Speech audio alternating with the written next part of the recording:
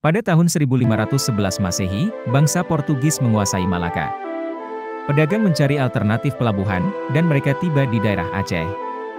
Pada tahun 1514 Masehi, Sultan Ali Mughayat Shah menjadi Sultan pertama Kesultanan Aceh, sebagai tempat pengganti Malaka yang telah dikuasai Portugis. Sultan Ali Mughayat Shah memperluas kesultanan pada tahun 1520–1528 Masehi. Pasai Dewi dan Arun berhasil dikuasai oleh kesultanan ini. Sultan Salahuddin menggantikan ayahnya pada tahun 1528 Masehi, tetapi sayangnya ia tidak mampu memerintah dengan baik sehingga terjadinya kudeta.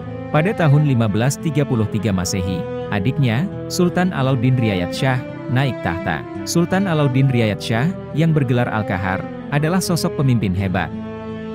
Dengan bantuan perwira Turki, kesultanan semakin kuat. Armada Aceh siap menggempur Portugis di Malaka.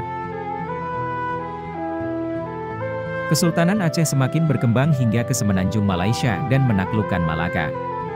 Tetapi gagal untuk menaklukkan Malaka. Kesultanan Aceh menjadi pusat perdagangan dan agama Islam yang ternama.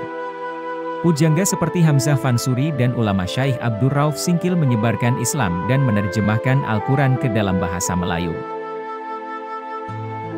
Sultan Iskandar Muda, seorang penguasa yang berbakat dan karismatik, memimpin Kesultanan Aceh dari tahun 1607 Masehi hingga 1636 Masehi. Di bawah kepemimpinannya, Kesultanan mencapai prestasi luar biasa dalam memperluas kekuasaan dan memajukan peradaban.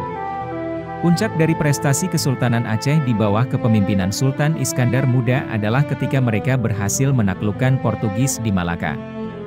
Dalam pertempuran epik tersebut, Laksamana Malahayati memainkan peran penting dan mengukir namanya dalam sejarah.